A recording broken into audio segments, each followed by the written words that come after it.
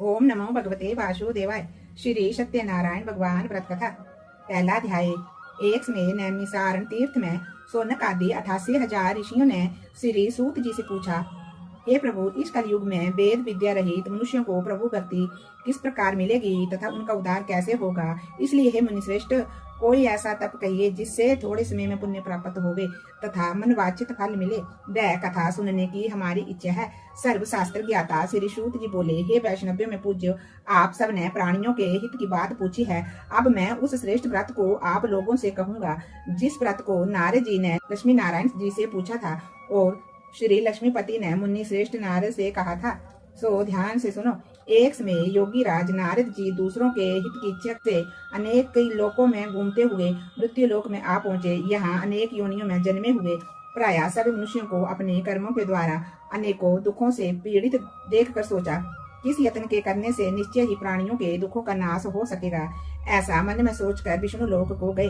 वहां श्वेत वर्ण और 4 भुजाओं वाले देवों के ईश नारायण को देखकर, जिनके हाथों में शंख चक्र गदा और पद्म थे तथा वरमाला पहने हुए थे, देख कर स्तुति करने लगे, हे भगवान, आप अत्यंत शक्ति से संपन्न हैं। मन तथा वाणी भी आपको नहीं पा सकती। आपका आदि मध्यम अंत नहीं है। निर्गुण सब रूप सृष्टि के आदि भूति व भक्तों के दुखों को नष्ट करने वाले हो। आपको मेरा नमस्कार है। नारद जी से इस प्रकार की स्तुति सुनकर के विष्णु भगवान बोले, हे मुनिश्रेष्ठ, आपके मन में क्या है? आपका किस काम के लिए आगमन हुआ है? निष्कोच कहो। तब नारद मुनि बोले, मृत्यु लोक में सब मनुष्य जो अनेक योनियों में पैदा हुए हैं, अपने अपने कर्मों के द्वारा अनेक प्रकार के दुखों से दुखी हो रहे हैं। हे नाथ, मुझ पर दया रखते हो तो बतलाइए कि उन मनुष्यों के सब दुख थोड़े ही प्रयत्न से कैसे दूर हो सकते हैं। हे नारद, मनुष्यों की भलाई के लिए तुमने बहुत ही अच्छी बात पूछी है। जिस काम के करने से मनुष्य मोह से छूट जाता है, वह मैं कहता हूँ सुनो। बहुत पुण्य देने वाला स्वर्ग तथा मृत्यु लोक दोनों में दुर्बल एक उत्तम व्रत है। आज मैं प्रेम वश हो करके तुमसे कहता हूँ कि सत्यनारायण भगवान का ये व्रत अच्छी तरह विधि पूर्वक करके मनुष्य आयु पर्यंत यहाँ सुख भोग कर मरने पर मोक्ष को प्राप्त होता है। श्री भगवान के वचन सुनकर के नारद मुनि बोले कि उस व्रत का क्या फल है, क्या विधान है, किसने ये व्रत किया है और ये व्रत किस दिन करना चाहिए, विस्तार से कहिए। भगवान बोले, दुख शोक आदि को दूर करने वाला, धन धान्य को बढ़ाने वाला, सौभाग्य तथा संतान को देने वाला ये व्रत सब स्थानों पर विजय प्राप्त करने वाला है। भक्ति और श्रद्धा के साथ किसी भी दिन मनुष्य श्री सत्यनारायण की शाम के समय ब्राह्मणों और बंधुओं के साथ धर्म प्रायण होकर के पूजा करे। भक्ति भाव से नैवेद्य, केले का फल, घी, दूध और गेहूं का चूर्ण स्वाया लेवे। गेहूं के अभाव में साठी का चूर्ण, शक्कर तथा गुड़ ले और सब अक्षय योग्य पदार्थ जमा करवा करके भगवान को अर्पण कर देवे तथा बंधुओं सहित ब्राह्मणों को भोजन करावे। तत्पश्चात स्वयं भोजन करे। नृत्य गीत आदि का आचरण कर सत्यनारायण भगवान का स्मरण करते हुए समय व्यतीत करे। इस तरह व्रत करने पर मनुष्य की इच्छा निश्चय ही पूरी होती है। विशेषकर कली काल में भूमि पर यही मोक्ष का सरल उपाय है। बोलिए सत्यनारायण भगवान की जय। सत्यनारायण नारायण नारायण लक्ष्मी नारायण नारायण नारायण लक्ष्मी नारायण नारायण नारायण। दूसरा अध्याय। श्री सूत जी बोले, हे ऋषियों, जिसने पहले समय में इस व्रत को किया है उसका इतिहास कहता हूँ, ध्यान से सुनो। सुंदर काशीपुरी नगरी में एक अत्यंत निर्धन ब्राह्मण रहता था। वह भूख और प्यास से बेचैन हुआ नित्य पृथ्वी पर घूमता था। ब्राह्मणों से प्रेम करने वाले भगवान ने ब्राह्मण को दुखी देखकर बूढ़े ब्राह्मण का रूप धर उसके पास जा आदर के साथ पूछा, हे विप्र, नित्य दुखी हुआ पृथ्वी पर क्यों घूमता है? हे श्रेष्ठ ब्राह्मण, ये सब मुझसे कहो, मैं सुनना चाहता हूँ। ब्राह्मण बोला, मैं निर्धन हूँ, ब्राह्मण हूँ, भिक्षा के लिए पृथ्वी पर फिरता हूँ। हे भगवान, यदि आप इसका कोई उपाय जानते हो तो कृपा करके कहो। वृद्ध ब्राह्मण बोला कि सत्यनारायण भगवान मनवांछित फल देने वाले हैं, इसलिए हे ब्राह्मण, तू उनका पूजन कर, जिसके करने से मनुष्य सब दुखों से मुक्त होता है। ब्राह्मण को व्रत का सारा विधान बितला करके बूढ़े ब्राह्मण का रूप धारण करने वाले श्री सत्यनारायण भगवान जी अंतर ध्यान हो गए। जिस व्रत को वृद्ध ब्राह्मण ने बतलाया है मैं उसको करूंगा, ये निश्चय करने पर उसे रात में नींद नहीं आई। वह सवेरे उठ सत्यनारायण भगवान के व्रत का निश्चय कर भिक्षा के लिए चला। उस दिन उसको भिक्षा में बहुत सा धन मिला, जिससे उसने बंधु बांधवों के साथ सत्यनारायण भगवान का व्रत किया। इसके करने से वह ब्राह्मण सब दुखों से छूटकर अनेक प्रकार की संपत्तियों से युक्त हुआ। उस समय से वह ब्राह्मण हर मास व्रत करने लगा। इस तरह सत्यनारायण भगवान के व्रत को जो करेगा वह सब पापों से छूटकर मोक्ष को प्राप्त होगा। आगे जो पृथ्वी पर सत्यनारायण भगवान का व्रत करेगा वह मनुष्य सब दुखों से छूट जाएगा। इस तरह नारद जी ने नारायण का कहा हुआ ये व्रत मैंने तुमसे कहा। हे विप्रो, अब मैं और क्या कहूँ। ऋषि बोले, हे मुनीश्वर, संसार में इस ब्राह्मण से सुन करके किस किसने इस व्रत को किया, हम सब वह सुनना चाहते हैं। इसके लिए हमारे मन में श्रद्धा का भाव है। श्री सूत जी बोले, हे मुनियों, जिस जिसने इस व्रत को किया वह सब सुनो। एक समय ब्राह्मण धन और ऐश्वर्य के अनुसार बंधु बांधुओं के साथ व्रत करने को तैयार हुआ। उसी समय एक लकड़ी बेचने वाला बूढ़ा आदमी आया और बाहर लकड़ियों को रखकर ब्राह्मण के मकान में गया। प्यास से दुखी लकड़ैरा उनको व्रत करते हुए देख कर विनय के साथ पूछने लगा कि ये आप क्या कर रहे हैं और इसके करने से क्या फल मिलता है, कृपा करके मुझसे कहो। ब्राह्मण ने कहा, सब मनोकामनाओं को पूर्ण करने वाला ये श्री सत्यनारायण भगवान का व्रत है। इन्हीं की कृपा से मेरे घर में धन धान्य आदि की वृद्धि हुई है। ब्राह्मण से इस व्रत के बारे में जानकर लकड़ैरा बहुत प्रसन्न हुआ। चरनामत और प्रसाद खाने के बाद वह अपने घर को गया। लकड़ारे ने अपने मन में इस प्रकार का संकल्प किया कि आज ग्राम में लकड़ी बेचने से मुझे जो धन मिलेगा, मैं उसी से श्री सत्यनारायण भगवान का उत्तम व्रत करूंगा। ये मन में विचार कर वह बूढ़ा आदमी लकड़ियां अपने सिर पर रखकर जिस नगर में धनवान लोग रहते थे, वह ऐसे सुंदर नगर में गया। उस रोज वहां पर उसे उन लकड़ियों का दाम पहले से चौगुना मिला। तब वह बूढ़ा लकड़ैरा दाम ले और अति प्रसन्न होकर के पके केले की फली, शक्कर, घी, दुग्ध, दही और गेहूं का चूर्ण इत्यादि सत्यनारायण भगवान के व्रत की कुल सामग्रियों को लेकर करके अपने घर को गया। फिर उसने अपने भाइयों को बुलाकर विधि के साथ भगवान जी का पूजन और व्रत किया। उस व्रत के प्रभाव से वह बूढ़ा लकड़ैरा धन, पुत्र आदि से युक्त हुआ और संसार के समस्त सुख भोग कर बैकुंठ धाम को चला गया। बोलिए सत्यनारायण भगवान की जय। सत्यनारायण नारायण नारायण, लक्ष्मी नारायण नारायण नारायण, सत्यनारायण नारायण नारायण। तीसरा अध्याय। श्री सूत जी बोले, हे श्रेष्ठ मुनियों, अब मैं आगे की कथा कहता हूँ, सुनो। पहले समय में उल्कामुख नाम का एक बुद्धिमान राजा था। वह सत्य वक्ता और जितेंद्रिय था। प्रतिदिन देव स्थानों पर जाता तथा गरीबों को धन दे करके उनके कष्ट दूर करता था। उसकी पत्नी कमल के समान मुख वाली तथा सती साध्वी थी। भद्रशिला नदी के तट पर उन दोनों ने श्री सत्यनारायण भगवान का व्रत किया। उस समय वहां पर एक साधु वैश्य आया। उसके पास व्यापार के लिए बहुत सा धन था। वह नाव को किनारे पर ठहरा कर राजा के पास आ गया और राजा को व्रत करते हुए देख कर विनय के साथ पूछने लगा कि हे राजन, भक्ति युक्त चित्त से आप ये क्या कर रहे हैं, मेरी सुनने की इच्छा है, सो आप ये मुझको बतलाइए। राजा बोला, हे साधु, अपने बंधु बांधवों के साथ पुत्र आदि की प्राप्ति के लिए ये महान शक्तिवान सत्यनारायण भगवान का व्रत व पूजन किए जा रहा हूँ। राजा के वचन सुन करके साधु आदर के साथ बोला, हे राजन, मुझसे इसका सा विधान कहो, मैं भी आपके कहने के अनुसार इस व्रत को करूंगा। मेरे भी कोई संतान नहीं है और इससे निश्चय ही होगी। राजा से सब विधान सुन व्यापार से निवृत्त हो वह आनंद के साथ अपने घर को गया। साधु ने अपनी स्त्री से संतान देने वाले उस व्रत का समाचार सुनाया और कहा कि जब मेरे घर में संतान होगी तब मैं इस व्रत को करूंगा। ऐसे वचन उसने अपनी स्त्री लीलावती से कहे। एक दिन उसकी स्त्री लीलावती अपने पति के साथ आनंदित हो संसारिक धर्म में प्रवृत्त होकर के सत्यनारायण भगवान की कृपा से गर्भवती हो गई तथा 10वें महीने में उसके घर में एक सुंदर कन्या का जन्म हुआ। दिनों दिन वह इस तरह बढ़ने लगी जैसे शुक्ल पक्ष का चंद्रमा बढ़ता है। कन्या का नाम कलावती रखा गया। तब लीलावती ने अपने मीठे शब्दों से अपने पति से कहा कि आपने जो संकल्प किया था कि मैं सत्यनारायण भगवान का व्रत करूंगा, अब आप उसे करिए। साधु बोला, हे प्रिय, इसके विवाह पर ही करूंगा।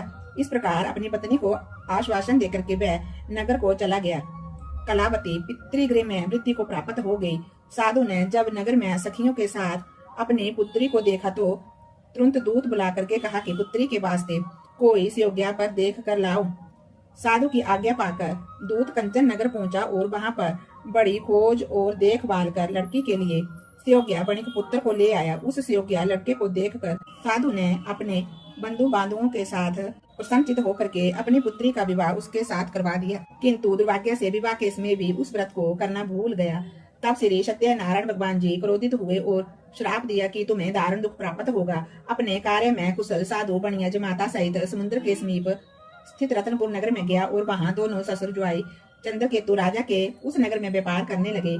एक रोज भगवान सत्यनारायण की माया से प्रेरित कोई चोर राजा का धन चुराकर भागा जा रहा था, किंतु राजा के दूतों को आता देखकर चोर ने घबरा करके भागते हुए राजा के धन को वहीं चुपचाप रख दिया जहाँ वे दोनों ससुर जुआई ठहरे हुए थे। जब दूतों ने उस साधु वैश्य के पास राजा के धन को रखा देखा तो वे दोनों को बांध कर ले गए और प्रसन्नता से दौड़ते हुए राजा के पास ले जाकर के बोले कि ये दो चोर हम पकड़ करके लाए हैं, देख कर आज्ञा दे। तब राजा की आज्ञा से उनको कठोर कारावास में डाल दिया और उनका सब धन छीन लिया। सत्यनारायण भगवान के श्राप द्वारा उनकी पत्नी भी घर पर बहुत दुखी हुई। घर पर जो भी धन रखा था उसे चोर चुरा करके ले गए। शारीरिक व मानसिक पीड़ा तथा भूख प्यास से अति दुखित हो अन्न की चिंता में कलावती एक ब्राह्मण के घर गई। वहां पर उसने सत्यनारायण भगवान का व्रत करते देखा। फिर वहां पर कथा सुनी। प्रसाद ग्रहण कर रात को जब वे घर आई तो माता ने कलावती से पूछा, हे पुत्री, अब तक तू कहाँ थी, तेरे मन में क्या है? कलावती बोली, हे माता, मैंने एक ब्राह्मण के घर में श्री सत्यनारायण भगवान का व्रत देखा है। कन्या के वचन सुनकर के लीलावती ने भगवान के पूजन की तैयारी करने लगी। लीलावती ने परिवार और बंधुओं सहित श्री सत्यनारायण भगवान का पूजन किया और वर मांगा कि मेरे पति और दामाद शीघ्र ही आ जावे। साथ ही प्रार्थना की कि हम सबका अपराध क्षमा करो। सत्यनारायण भगवान जी इस व्रत से संतुष्ट हो गए और राजा चंद्रकेतु को सपन में दर्शन दे करके कहा, हे राजन, दोनों वैश्यों को प्रातः ही छोड़ दो और उनका सब धन जो तुमने ग्रहण किया है दे दो, नहीं तो मैं तेरा धन राज्य पुत्र आदि सब कुछ नष्ट कर दूंगा। राजा से ऐसे वचन कहकर भगवान अंतर ध्यान हो गए। प्रातः काल राजा चंद्रकेतु ने सभा में अपना सपना सुनाया। फिर दोनों बणिक पुत्रों को कैद से मुक्त कर सभा में बुलाया। दोनों ने आते ही राजा को नमस्कार किया। राजा ने मीठे वचनों से उनसे बात की और कहा कि हे महानुभावों, भाभी बस ऐसा कठिन दुख प्राप्त हुआ है, अब कोई भय नहीं है। ऐसा कह करके राजा ने उनको नए नए वस्त्र आभूषण दिए और उनका जितना धन लिया था उसे दुगना धन दे करके आदर के साथ विदा किया। दोनों वैश्य अपने नगर को चल दिए। और सत्यनारायण भगवान की जय। सत्यनारायण नारायण नारायण, लक्ष्मी नारायण नारायण नारायण, सत्यनारायण नारायण नारायण। चौथा अध्याय। श्री सूत जी बोले, वैश्य ने मंगलाचार करके यात्रा आरंभ की और अपने नगर को चला। उनके थोड़ी दूर निकलने पर दंडी वेशधारी सत्यनारायण ने उनसे पूछा, हे साधु, तेरी नाम में क्या है? अभिमानी बणिक हंसता हुआ बोला, हे दंडी, आप क्यों पूछते हो? क्या धन लेने की इच्छा है? मेरी नाम में तो बेल और पत्ते आदि भरे पड़े हैं। वैश्य का कठोर वचन सुनकर के भगवान ने कहा, तुम्हारा वचन सत्य हो। दंडी ऐसा कह करके वहां से दूर चले गए और कुछ दूर जा करके समुद्र के किनारे बैठ गए।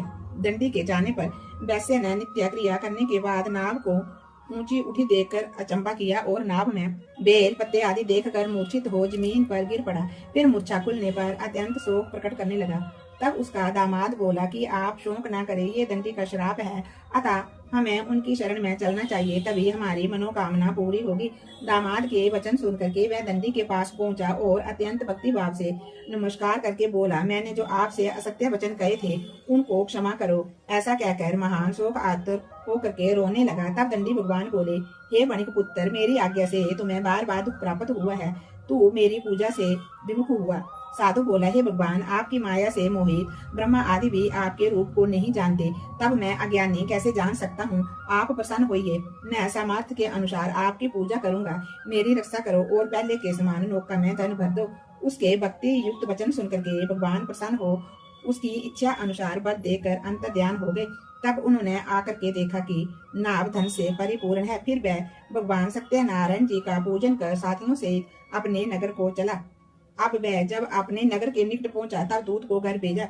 दूत ने साधु के घर जा करके उसकी स्त्री को नमस्कार करके कहा कि साधु अपने दामाद सहित इस नगर के समीप आ गए हैं।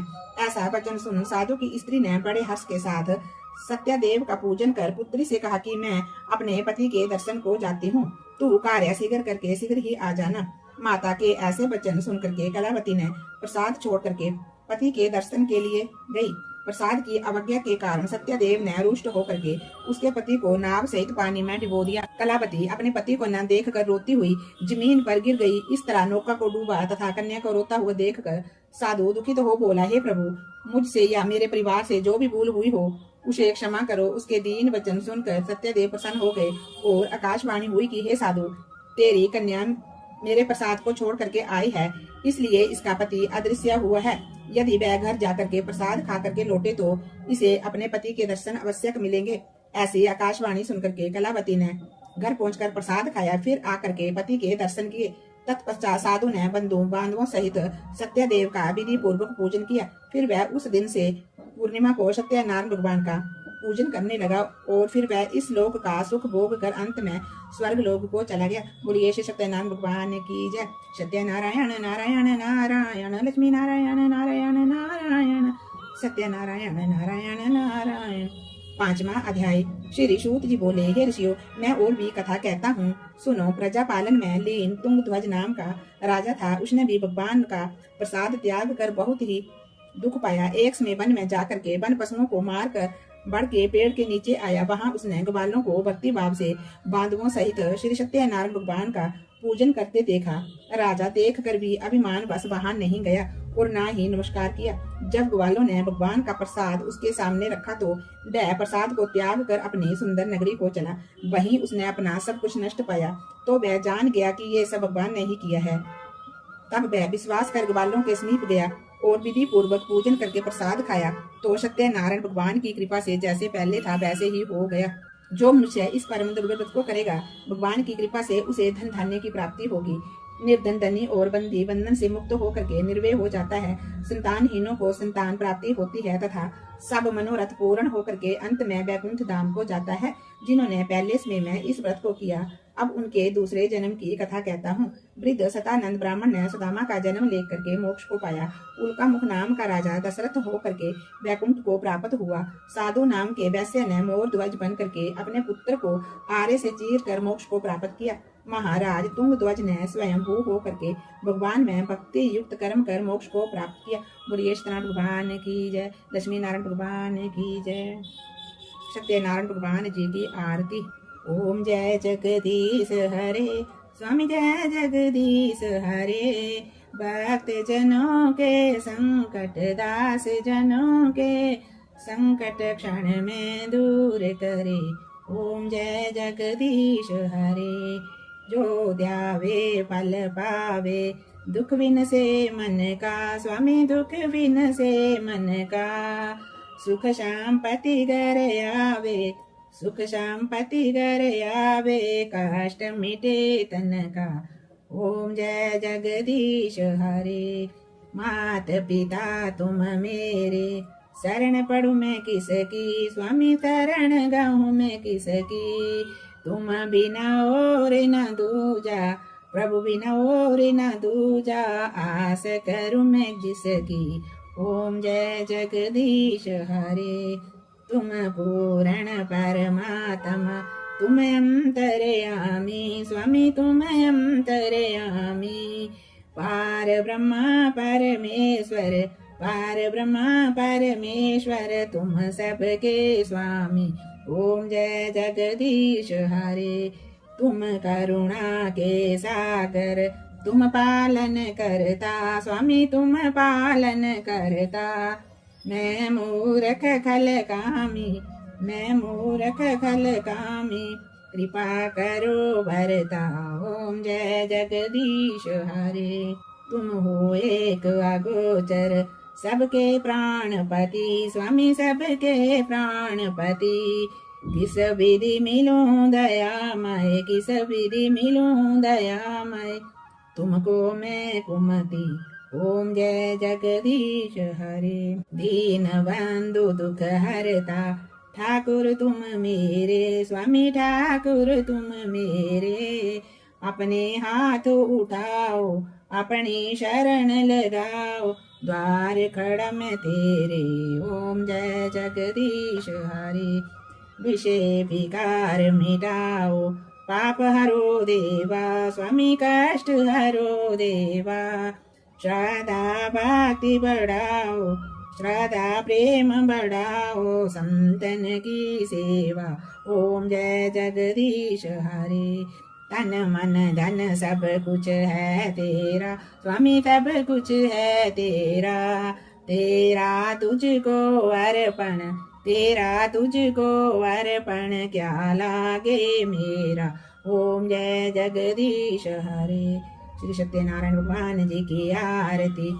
जो कोई नित गावे स्वामी प्रेम सहित गावे। कहत शिवानंद स्वामी कहत हरिहर स्वामी। मन वांछित फल पावे। ओम जय जगदीश हरे। ओम जय जगदीश हरे, स्वामी जय जगदीश हरे। भक्तजनों के संकट क्षण में दूर करे। ओम जय जगदीश हरे। ओम नमो भगवते वासुदेवाय। जय जय श्री राम, जय जय श्री राम।